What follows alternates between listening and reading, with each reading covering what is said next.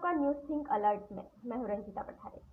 सुशांत सिंह राजपूत मामले से ड्रग की जांच में जुटी एनसीबी ने शनिवार के दिन यानी आज पूरे दिन बड़ी बड़ी अभिनेत्रियों से पूछताछ की। दीपिका पादुकोण, सारा अली खान और श्रद्धा कपूर, इन लोगों से आज पूछताछ हुई। कल रकुल प्रीत सिंह से पूछताछ हुई थी।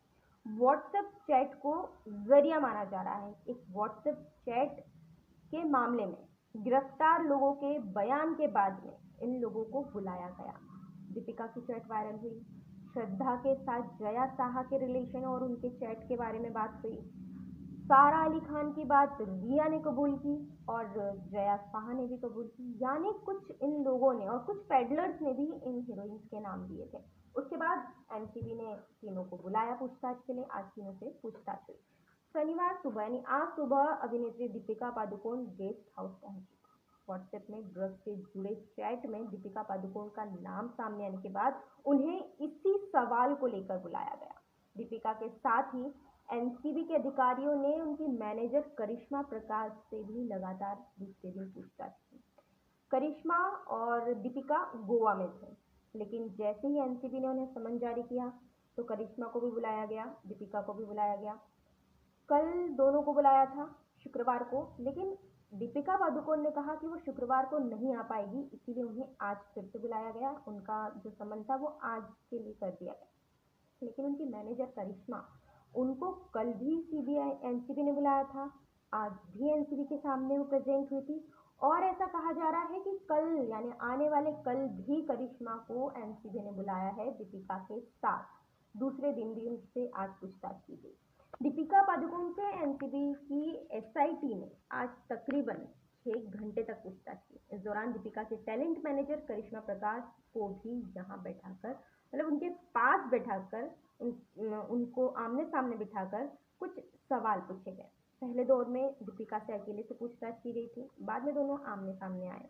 एनसीबी सूत्रों का कहना है कि अगर जरूरत पड़ी तो दीपिका को कल बुलाया जा सकता है। कल यानी कि कल तो बुला ही रहे, ये तो कंफर्म है। इसके बाद भी बुलाया जा सकता है, क्योंकि आज दीपिका ने बहुत सारे सवालों पर चुप्पी साध ली थी। आज वहीं एनसीबी दफ्तर में अभिनेत्री सारा अली खान और श्रद्धा कपूर से भी पूछताछ की गई। इस मामले में जहां सारा अली खान से 4.5 घंटों की पूछताछ की गई, तो वहीं श्रद्धा कपूर के साथ लगभग 6 घंटे तक सवाल जवाब किए गए।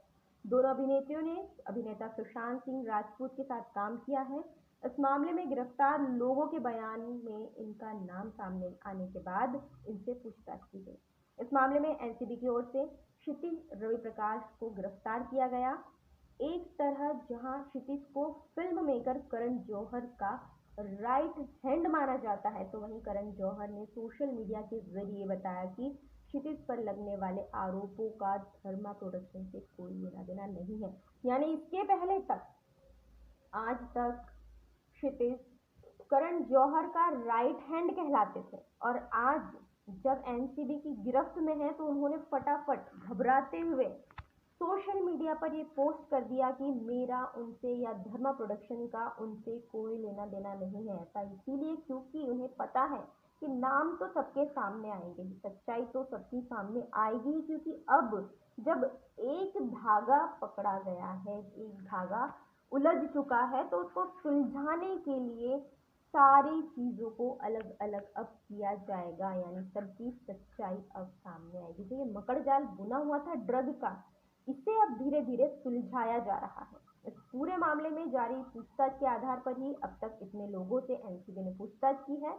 अब यह देखना होगा कि क्या बॉलीवुड से जुड़े और भी लोगों से पूछताछ की जाएगी, या इनमें से किसी को वापस पूछताछ के लिए बुलाया जाएगा या नहीं बुलाया जाएगा।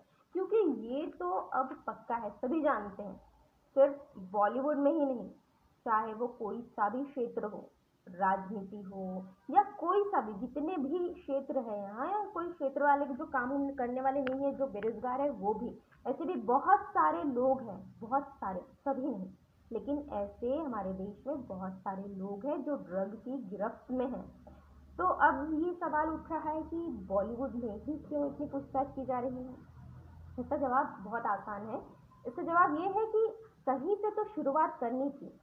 ज़रूरी नहीं है कि ये शुरुआत बॉलीवुड से की है तो सिर्फ बॉलीवुड को टारगेट बनाया गया, ऐसा नहीं है।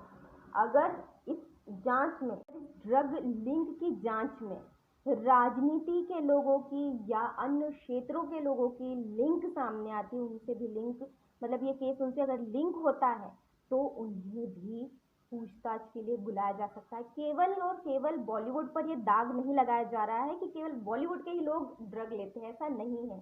जो ऐसा सोच रहे हैं कि कई लोगों का कहना है कि कुछ चैनल वाले सिर्फ ये चला रहे हैं कि सिर्फ बॉलीवुड वाले ड्रग लेते, तो ऐसा वो भी नहीं कहना चाह रहे हैं, क्योंकि सभी को पता है बॉलीवुड में भी बहुत सारे ऐसे लोग हैं जो ड्रग नहीं लेते हैं, लेकिन ऐसे भी बहुत सारे लोग हैं जो ड्रग लेते हैं और जिनका नाम सामने अभी तक नहीं आया है और जो छिपने की कोशिश कर रहे हैं। बहुत सारे लोग तो ऐसे हैं जो देश छोड़कर भाग चुके हैं, बहुत सारे, इसकी लिस्ट अगर आप गूगल पर सर्च करेंगे तो आपको आसानी से मिल जाएगी। अगर आप ड्रग नहीं लेते हैं और आप पे सवाल उठाया जा रहा है, आपका नाम लिया जा रहा है, तो सबसे पहले आपका क्या फर्ज बनता है कि आप जाकर जवाब दें।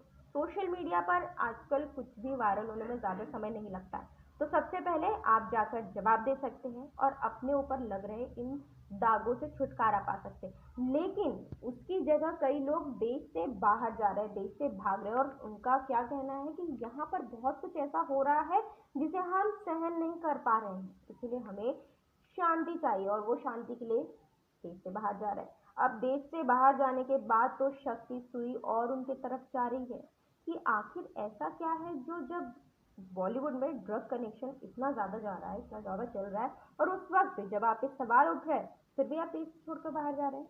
यानी कहीं ना कहीं कुछ लोग ऐसे हैं जो बचने की कोशिश कर रहे हैं, जो ये चाह रहे हैं कि हमारा नाम कहीं भी इस मामले में न आए।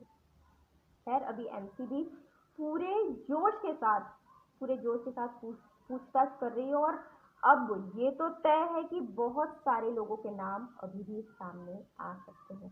सुशांत की मौत से शुरू हुआ ये मामला बहुत आगे तक जा सकता है, जिसमें कई लोग बेनकाब होंगे। देखते हैं आगे की क्या कार्रवाई करती है एनसीबी, सीबीआई और अन्य एजेंसियां सुशांत सिंह राजपूत की मौत के मामले में क्या क्या जांच कर क्या क्या रिपोर्ट पेश करती है, ये आने वाला वक्त बताएगा। ऐसी ही खबरों के लिए बने रहिए न्यूज़ सिंक अलर्ट के साथ। Thank you.